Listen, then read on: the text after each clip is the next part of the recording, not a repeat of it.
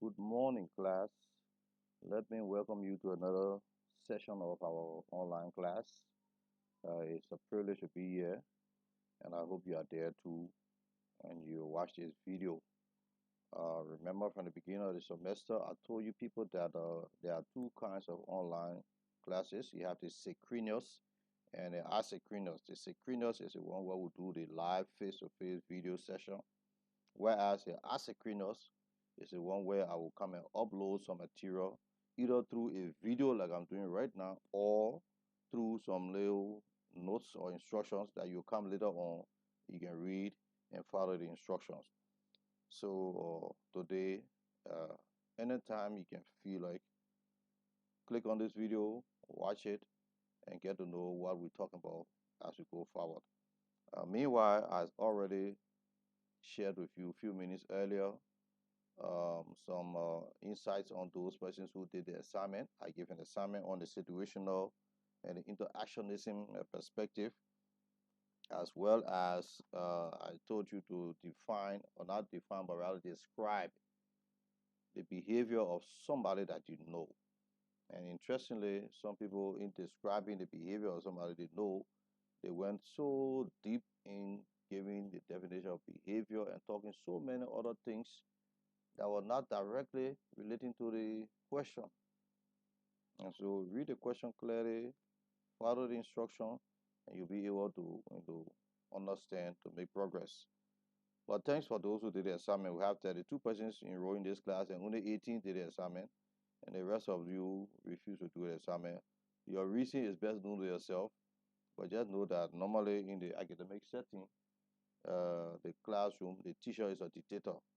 We don't do democracy here. We don't vote on who to pass. I decide on who to pass based on your output, based on your contribution, based on my evaluation of you, and how convinced I am that you were able to learn the lesson and follow the instructions. Now, I'm going to let you know one or two things. Firstly, if you look in the handout, the next topic there talks about why study organizational behavior. I want you to read it. I'm not going to read it for you. I want you to read it. And let's see who's going to do that. It'll tell you those reasons why it's important to study organizational behavior. Why every manager must know organizational behavior. It helps them on the job. It helps them understanding people's problems. It helps them understanding why people behave the way they do. And once you know why somebody behaves the way they behave, you know your approach to dealing with the person. You know how you handle the person. So read it and get a better insight on it. That's the next topic. After that topic, you have what we call the building blocks of organizational behavior. When we talk about building blocks, we're talking about the foundation of something. Nobody builds a house without having a foundation. So the whole discipline of organizational behavior is resting on something. And there are 5 different disciplines. What are those disciplines? You have psychology. I guess you already have heard those disciplines before. You have sociology. Some of you already major in sociology or minor in it. You have social psychology. You have anthropology, and you have political science. Now, those 5 disciplines are the building blocks of organizational behavior.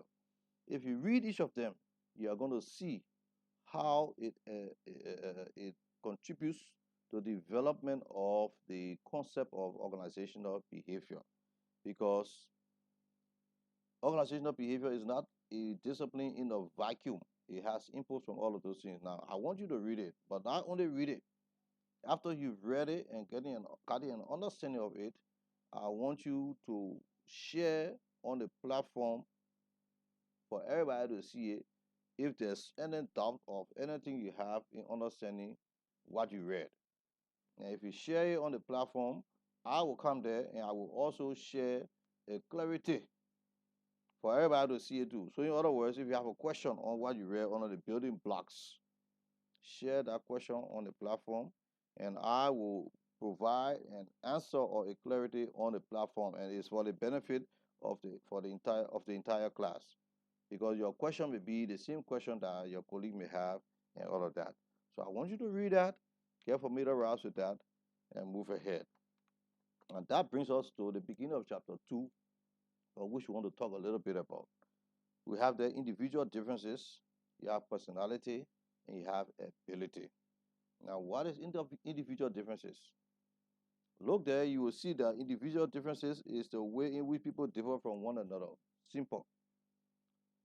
Even identical twins have some differences. Every human being on this earth has their own unique characteristics that is different from the characteristics of every other human being. And we are told that about 7 billion human beings on this world, on this earth. And so if we have 7 billion human beings, and each of the 7 billion has the individual differences that is different from the remaining 6.99999 billion. That tells you that God is extremely talented and he's so different to the point where each person has characteristics that can never be seen in every other person. But when it comes to individual differences, there are one or two other things that can be considered. One, they say everybody is like somebody, everybody is like everybody, and everybody is like nobody. What do we mean by that? When we say everybody is like somebody, it simply means that there are certain characteristics that can be found in you, that can be found in some other person, some particular individual can be seen. That is, everybody is like somebody.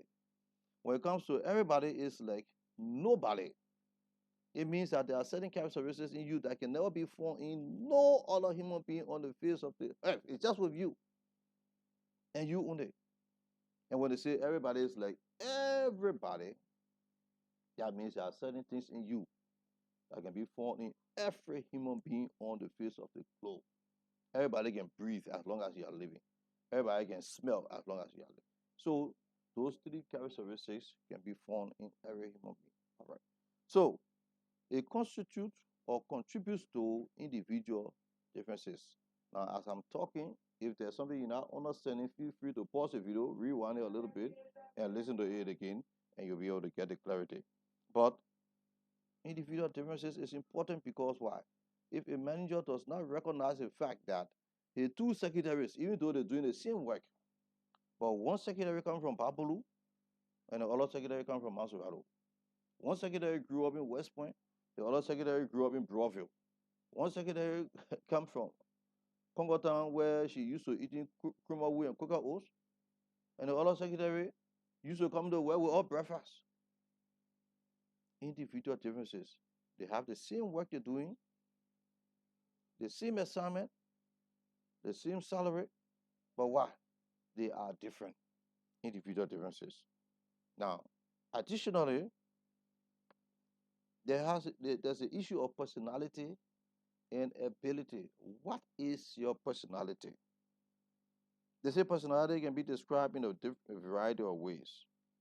Okay, some people seem to be perfectionists. They can be critical. They can be impatient. They can be demanding. They can be intense. Those are different things that can be found in people in a personality. On the other hand, there are other people who can be very shy, or they can be relaxed, or they can be easygoing. Those are personality characteristics. But the question here is, what are those things that define personality? Personality happens to be the regular pattern of behavior in every human being. When they say pattern, pattern, we all know pattern to be a design. For the people who can do tailoring, they got pattern that they can use to design the clothes. It means it's a design that does not change. So the pattern of behavior that can be found in somebody contribute to their personality. You see somebody doing something all the time, it's part of their personality. You see somebody talking certain way all of the time, it's part of their personality. It's the pattern of behavior that can be seen. They say your attitude, your emotion that can be displayed over time. And we say over time means what? It's not just one time you've seen it, but because you've seen it repeatedly, and you say, hey, but that's how the guy looks. That's the main personality.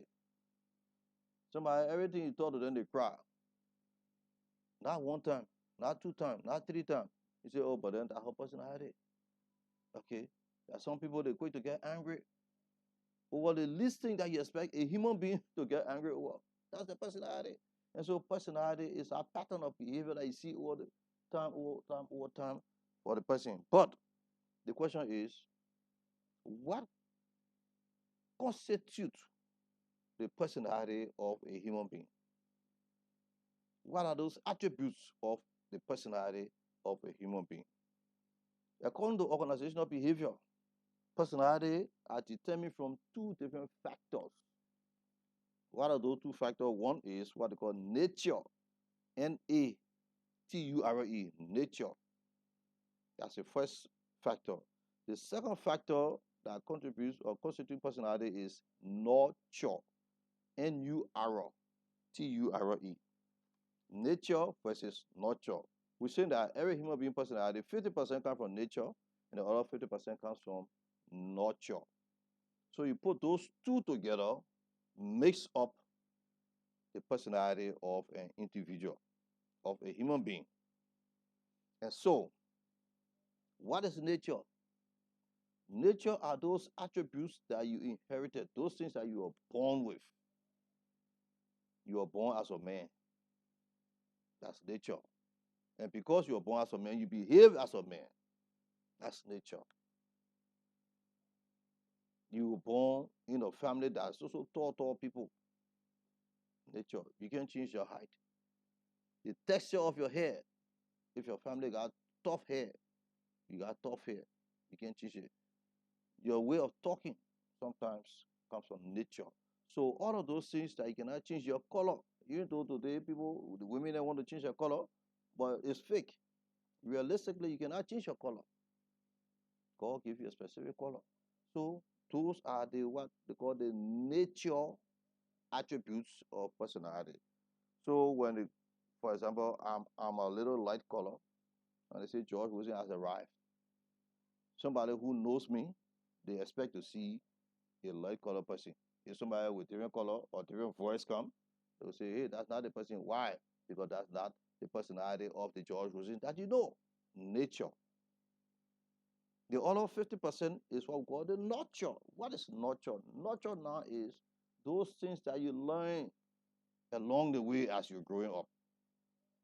You live in West Point, you learn to fishing, you learn to run on the beach, you learn to talk so loud because of the sea breeze and the noise and all of that. And everywhere you go, anything you say, you got to yell. They say, my man, you can't lower your voice. Say, well, why I can talk? Why? That's a natural attribute because what? You will learn over the period. You learn how to be a nice, a professional nice. It's part of your personality. Everywhere you go, you always got small little tablet in your bag. Say, hey, she not coming again. When Susanna come, let ask her for tablet, yeah. Let wait for her to come. That's part of your personality. That's what things that you learn. Because you became a nurse, you tend to live, even when you're not practicing nursing, you're still living like a nurse. You care for her for so many things. Or you see somebody with a child fall down with so you won't run there because what? You are a nurse.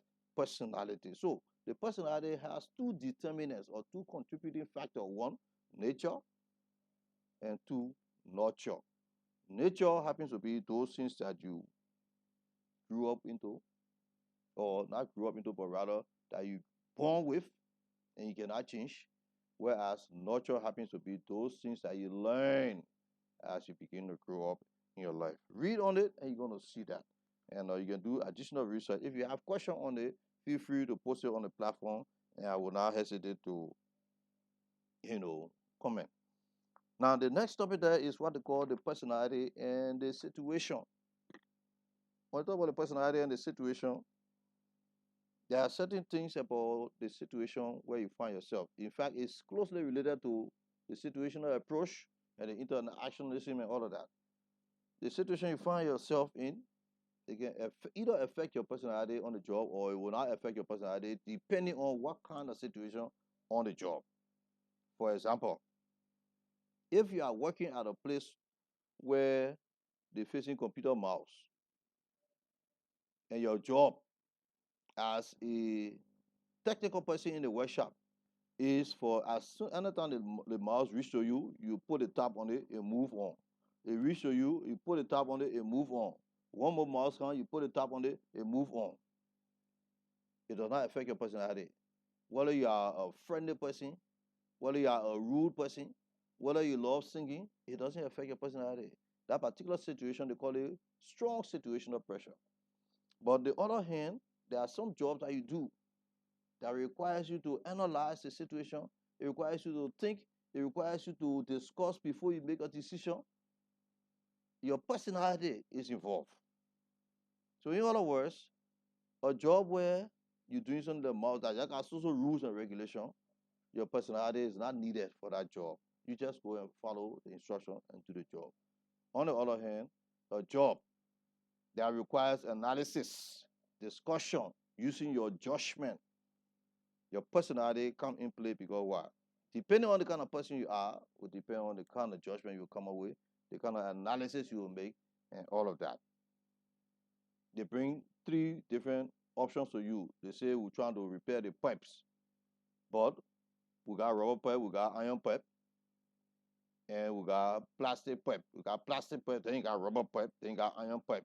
But we're not sure which one to use. Hey, your personality got to come in first. You got to analyze the situation and determine which one of the pipes will be the best pipe that will fit in the situation. So that's your personality will become involved. In the situation now, that situation requires you to analyze and all of that. So you read on the personality and situation. You may not understand it immediately, but read on it and couple with my explanation that I just gave, and you'll see that there's something about it. Now, that is followed by what they call personality traits. TRAITS. On page 12, let me show it to you. They have 16 different personality traits. You're seeing that, right? 16 different personality traits.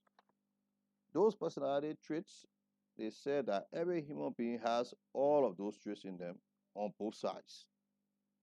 When we say both sides, it means if you look on the left hand side, you look at one of it, you have the serious. You have people who are always serious. You hear somebody say, my man, you by all day, you get smart, you just serious about everything. Oh, you won't go steady. Yeah. Yeah. From steady, you say, yeah. You can go drink beer more. Serious. But what's the opposite of a serious person? They got a happy go lucky. Somebody who nothing can move them. The teacher threaten to fail. You say, but let me wait, man. Or the teacher say, I come and get quiz. They say, what? That quiz with them or that. I know. I mean, the chicken where. I mean, they call it happy go lucky. So that's a personality trait. I see another one there. They say submissive. There are some people who are very submissive. They always want to be honor people, following instruction, following order.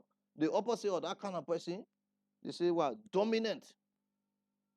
A dominant person is the one who, when they arrive somewhere, everybody will succumb to them. They want the word to be the last word. They want that anything they say, people should listen to them and agree with them. And somebody disagree with them, hey, you got problem. So those are personality traits. There are 16 altogether. You have it on the left side, the positive side, and you have the opposite side, which is the negative side. Read on those personality traits and get an understanding of it. And once you read and get an understanding, you have any question, feel free to let me know. You can post something and I will talk about it. Okay?